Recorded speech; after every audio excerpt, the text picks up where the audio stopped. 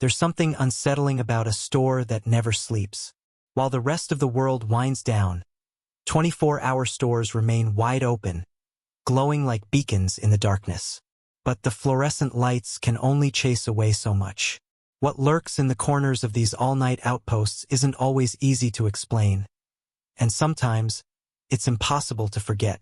Tonight, we venture into 3 real-life accounts from people who worked or wandered through the aisles of 24-hour stores when the rest of the world had gone silent. These are not tales of simple coincidence or overactive imaginations. These are stories that left those involved changed, forever watching over their shoulders. This first story comes from Caleb, a quiet stock clerk who used to work the graveyard shift at a 24-hour supermarket in suburban Indiana. What he experienced during one winter night shift was enough to make him quit the very next morning, and he hasn't stepped foot in another store past midnight since. Caleb had only been working at Eden Mart for a few weeks. It was a no-frills job, minimum wage, overnight hours, and endless restocking. But for a night owl with no college plans and a need to pay rent, it suited him fine.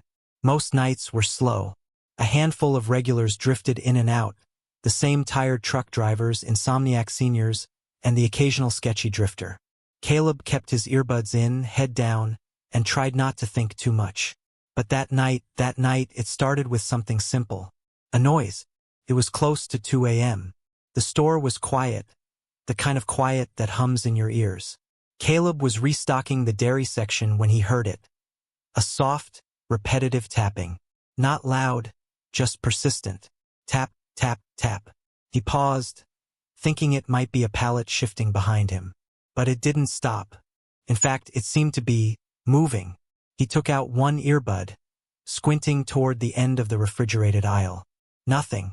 The lights overhead buzzed as usual. The polished floors reflected his movements. But the tapping continued. He stepped around the corner, following the sound. It seemed to echo near the back of the store, where the customer bathrooms and employee lockers were. As he approached, he noticed something odd. The motion-activated lights in that hallway weren't on. They always lit up when someone passed by. Always. But now it was just dark. Tap, tap, tap. Heart thudding now, Caleb reached the bathroom door. He hesitated. The sound was definitely coming from inside. He pushed the door open slowly. Nothing. The bathroom was empty. Still.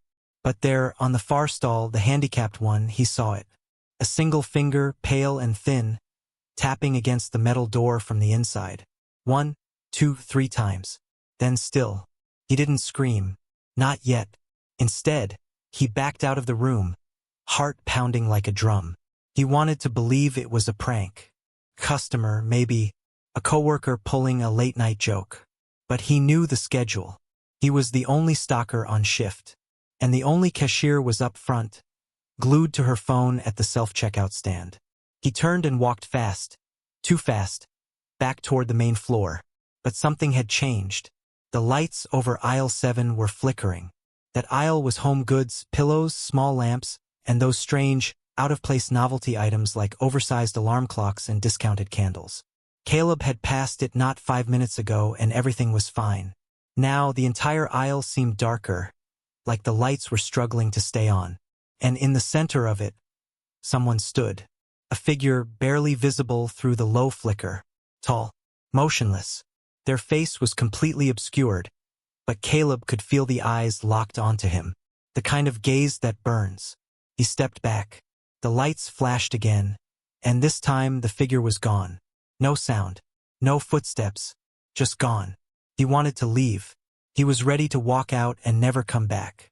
But something told him, you need proof. That primal part of him, still clinging to reason, demanded that he make sense of it. Cameras. That's what he needed. He made his way to the small security office near the front. The door was always left unlocked for managers to check footage during disputes. Caleb slipped inside, his hands still trembling. The monitor screen blinked in front of him, broken into quadrants showing different parts of the store. He rewound the footage from 5 minutes ago. Aisle 7. Play. First nothing. Then the flickering. And then the figure. There it was, frozen in the middle of the aisle. But now Caleb saw something he hadn't noticed before.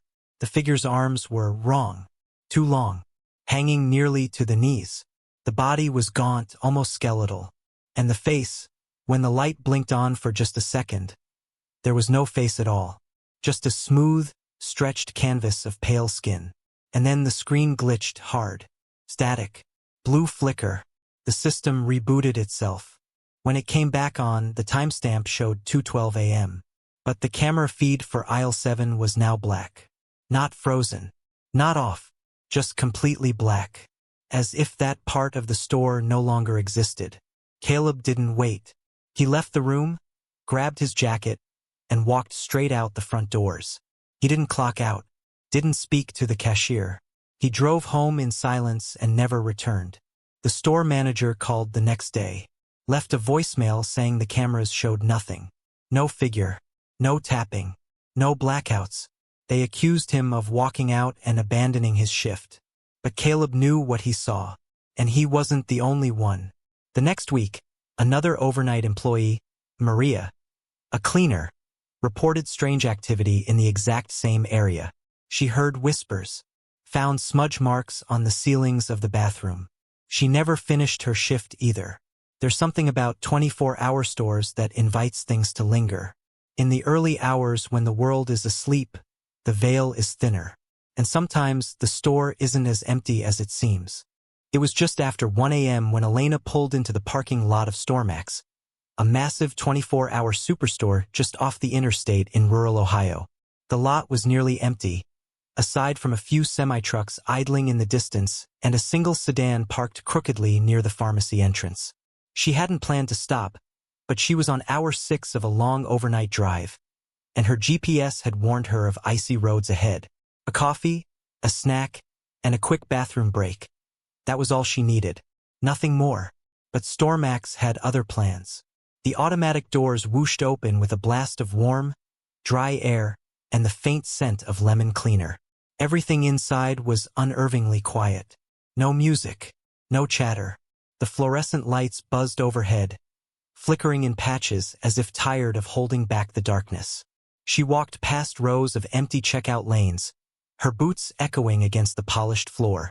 At the far end of the store, a single employee sat behind the customer service desk, head down, seemingly engrossed in something on the counter. Elena gave a small wave. No response. Weird, she thought, but brushed it off. It was late. People checked out at this hour. She couldn't blame them. She made her way to the coffee machine near the refrigerated section. As she passed aisle 16, home decor and seasonal items, something caught her eye. A display was set up with odd, vintage-looking mirrors. One in particular stood out, oval-shaped, framed in worn gold, with tiny cracks webbing across the glass. For a second, just a second, Elena thought she saw her reflection blink. Before she did, she turned away fast, chalking it up to exhaustion. Sleep deprivation could do strange things. She got her coffee, grabbed a protein bar, and made her way toward the back of the store, where she assumed the restrooms would be. The path took her past gardening supplies, a darkened area with artificial trees and lawn chairs arranged like a ghostly picnic. But as she walked, she realized something wasn't right. The aisles kept changing.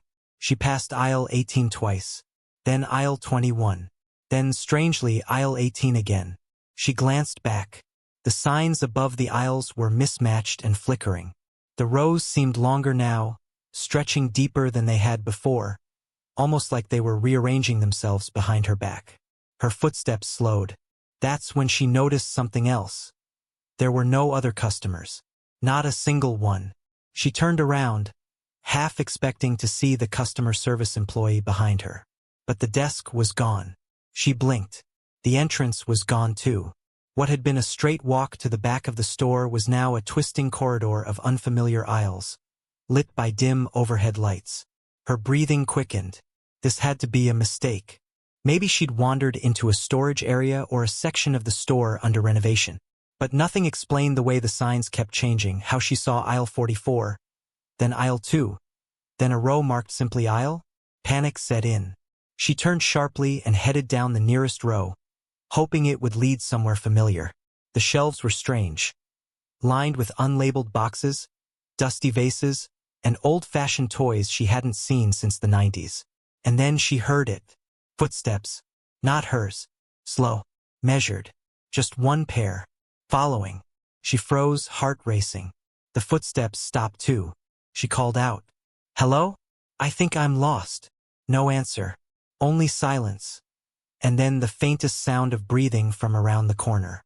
She turned the other way and started walking fast, nearly jogging, ignoring the sharp pains in her ankle from twisting it earlier that week. Her coffee sloshed out of the cup as she rounded a bend and found herself face to face with a mirror. The same mirror from before. Cracked. Golden. Impossible. She hadn't turned around. She had gone in the opposite direction. And yet, here it was again, this time at the end of a dead-end aisle. Her reflection stared back at her, but wrong. Slightly off. A fraction of a second delayed. And when she tilted her head, the reflection didn't mimic the movement. It watched. And then, slowly, it smiled. Elena screamed. She dropped the coffee and ran, tearing down aisles that seemed to stretch endlessly. Her legs burned. Her throat tightened. But she didn't stop.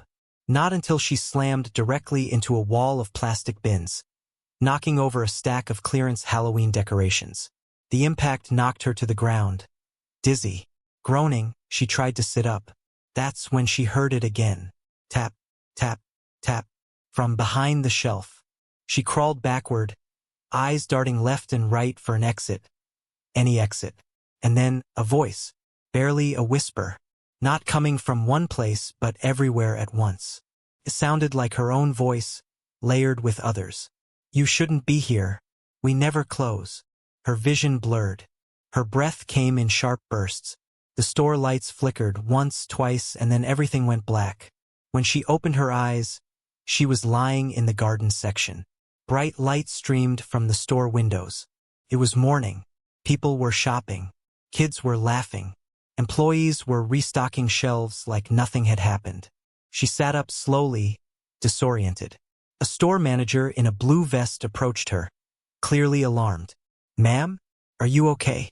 We found you back here, asleep on the patio chairs. Security thought you might have passed out." Elena blinked. "What time is it?" "Just past 8. Store's been open a few hours." I was here last night. I couldn't find my way out." She trailed off, unsure how to even begin explaining.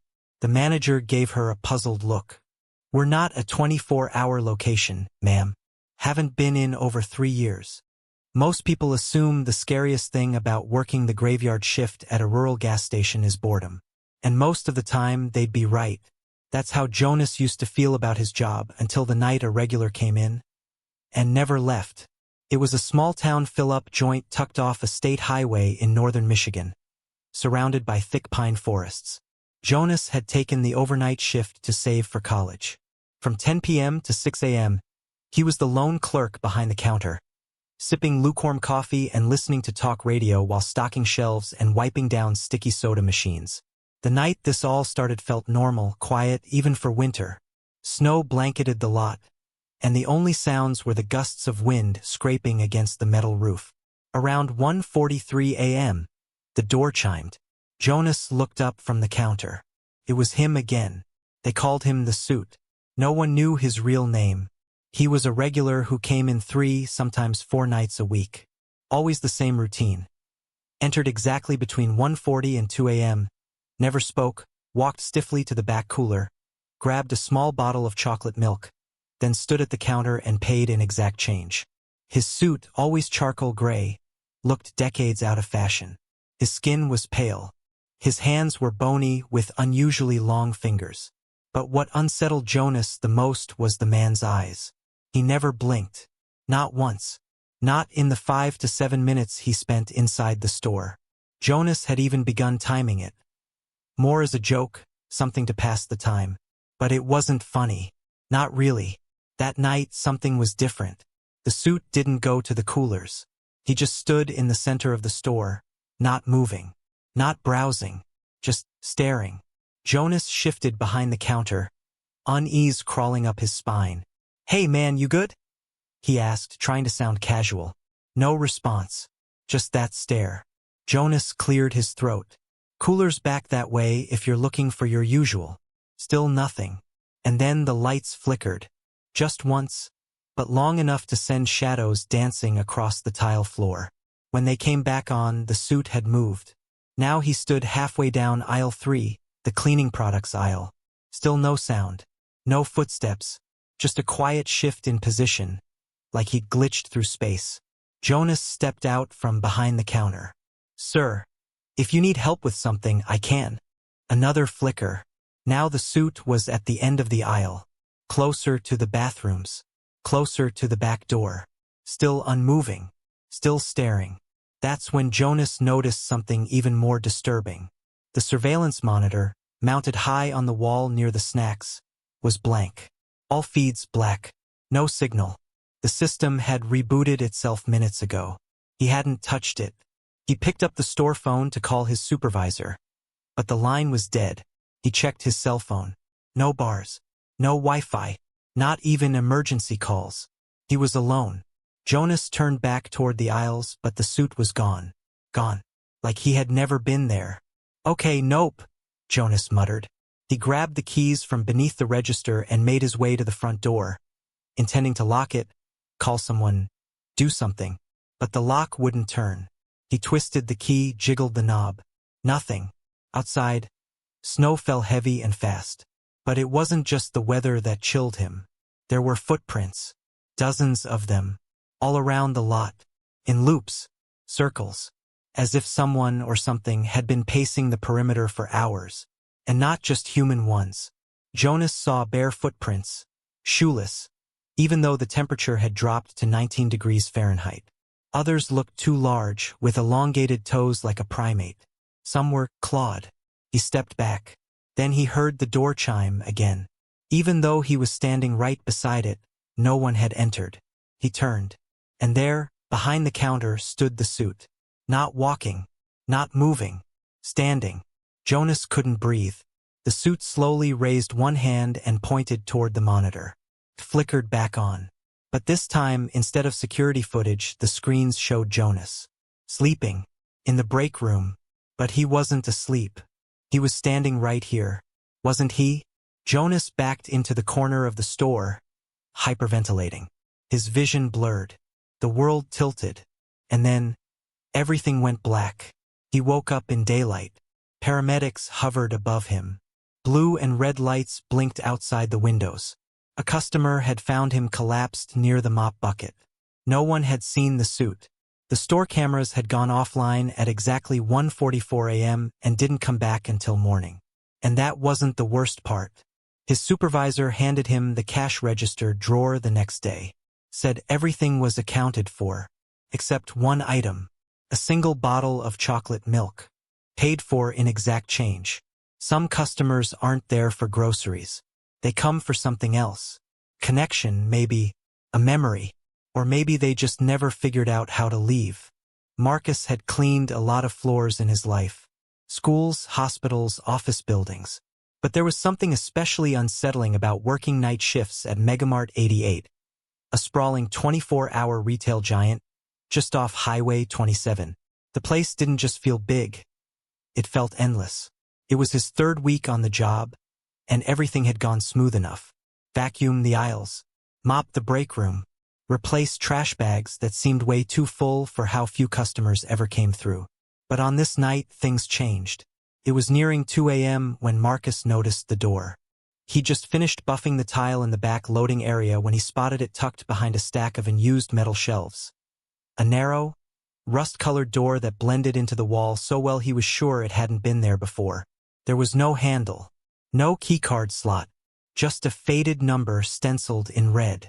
B07. He frowned. The only rooms he'd been told about back there were the utility closet, dry storage, and employee lockers. He double-checked the wall map. No mention of B07. Not even as a supply space. Still, the door was ajar. Just enough to tempt curiosity. He pulled it open. No lights came on, but cold air rolled out in a wave so sharp it made his eyes water. Inside, a narrow stairwell descending into darkness. Now, Marcus had a rule. One that had kept him alive through 30 years of low-paying jobs and weird encounters. Don't go where you're not paid to go. But that door, it didn't just feel misplaced.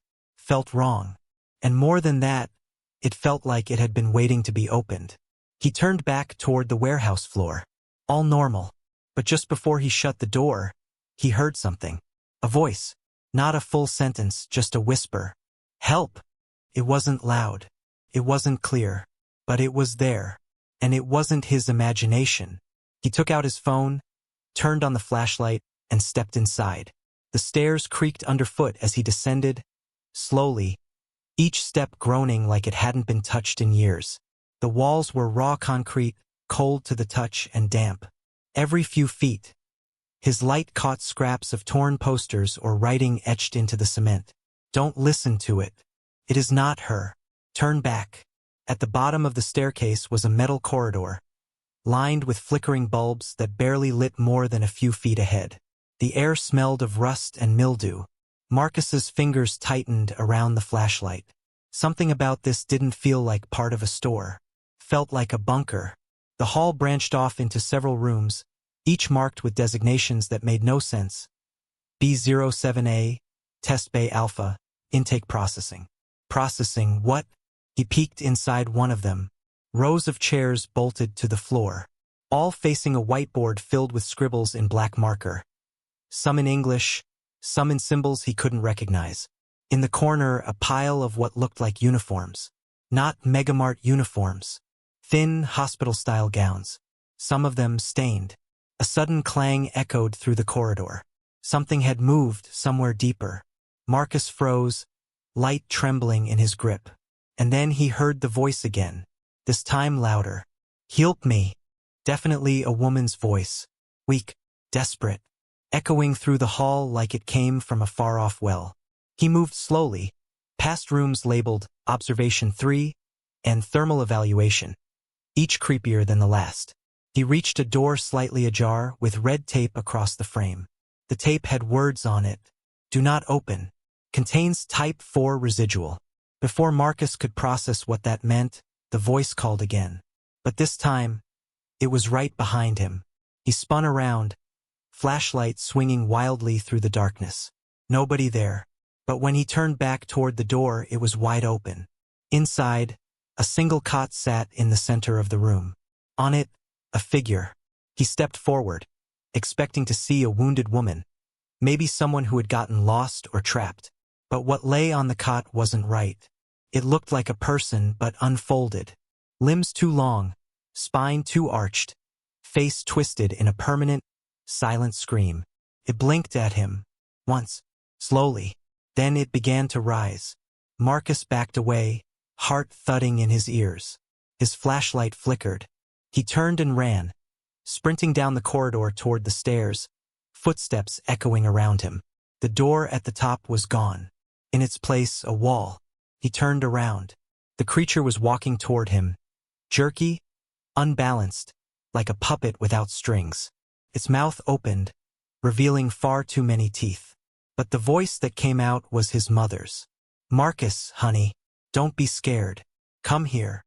He screamed. He closed his eyes. Then everything went dark. When he opened them again, he was in the break room. Head on the table. Half-eaten sandwich beside him. His shift supervisor stood in the doorway holding a clipboard. Long night? She asked, smirking. Marcus looked around, dazed. No rust-red door. No basement. No monster. Had it been a dream? He checked his phone. The flashlight app was still open. The battery completely drained. Later that day, when he returned to the back loading area, the stack of shelves was still there. But behind them was nothing but a smooth wall. No door. No B07. But on the floor, just beneath the shelf, he spotted something. A torn piece of red tape, with one word still legible. Residual. Lena had been a cashier at a 24-hour convenience superstore in Missouri for almost 7 years. The kind of place where time felt like it stood still between the hours of midnight and 4 a.m. Bright fluorescent lights, slow ambient pop music looping overhead, and shelves of stale snacks. Her nights were predictable until the family started showing up. It began in the dead of winter. She was working a quiet shift, sipping hot chocolate from a thermos and flipping through an old crossword puzzle, when she heard the sliding doors open. The automatic chime echoed into the empty aisles. She looked up, surprised.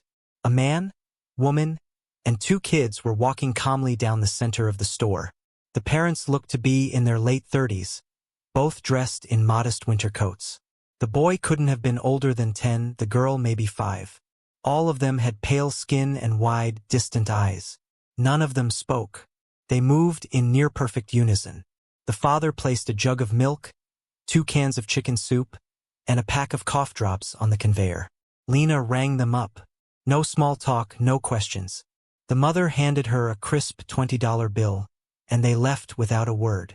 A little strange, but not unheard of. People came in half asleep all the time. The next night they came back. Same time. Exactly 2:17 a.m. Same items. Same routine. Same $20 bill. And the night after that. And the next. After a week, Lena couldn't help but ask, "Hey, you all right? You've been coming in pretty regularly." The mother paused. Then, for the first time, she smiled. A brittle, tired smile. "We just like to stay stocked up," she said softly. The tone sent chills through Lena's arms. When she glanced up at the security feed later that shift, something was off. The timestamp on the footage of the family entering showed 2:17 a.m. every night. Exactly. Down to the second. But more than that, they never triggered the entrance motion sensors. The door would open, the chime would ring, but the internal sensor used to track foot traffic would read 0. Like nobody had entered at all. Lena brought it up to her manager, who just shrugged. Glitchy hardware. Happens. But it didn't feel like a glitch. Over the next week, things got even stranger. One night, as the family approached the register, Lena glanced at the kids. The little girl was holding a ragged stuffed bear. Its eyes were gone, seams frayed. She hadn't been holding it the night before. But when Lena looked at the security footage later, she had. Not just the night before, but every night. The same bear. Same position. Even the exact same tilt of her head. Like someone had hit copy-paste on reality. She started digging. Quietly. Carefully. She pulled old security footage. Weeks back. Then months. Then years. And there they were. That same family. At Register 3. Always at 2:17 a.m. Always buying the same things. Always paying with a crisp $20 bill. For over 4 years. Lena nearly dropped her coffee when she found footage dated from before she'd even started working there. The same family. Same expressions. Same clothes. It didn't make sense. She tried asking again. The next time they showed up, she looked the father in the eye and said, "I think I've seen you before. A lot." His face didn't change. But he said in a flat tone, "Must be someone else." That night, she followed them. She waited a few minutes after they left, then clocked out and walked out into the parking lot. They weren't there. No car. No footprints in the snow. Just her own breath fogging in the cold night air. She stood in the empty lot, scanning the darkness, when her phone buzzed. It was a text. From an unknown number. It just said, "Don't follow them again." No sender. No history. When she tried to reply, it failed. After that, the nightmares started. She would dream of standing behind Register 3, alone in a pitch-black store. The family would walk in, but instead of people, they were mannequins. Cracked and hollow, mouths wide in a silent scream. They would place their items on the counter and stare at her until she woke up drenched in sweat. The final straw came when she checked the printed receipt logs. She found their last transaction. It had a timestamp, February 12, 2017. That was the same day the local paper had printed a headline. Family of 4 found dead in house fire. Suspected gas leak. Lena's hands shook as she read the article. Same first names. Same faces. The daughter's bear was visible in the photo. They lived just 2 blocks from the store. After that, Lena never saw them again. But she never worked Register 3 again either. And every night at 2:17 a.m., she makes sure she's on break. Just in case. Some stories fade with time. but others replay, over and over, through darkened aisles, behind broken cameras, between every beep of a barcode scanner. 24-hour stores never sleep, and sometimes neither do the dead. So next time you're in one after midnight, look carefully, listen closely, and above all, never follow anyone out. They might not be walking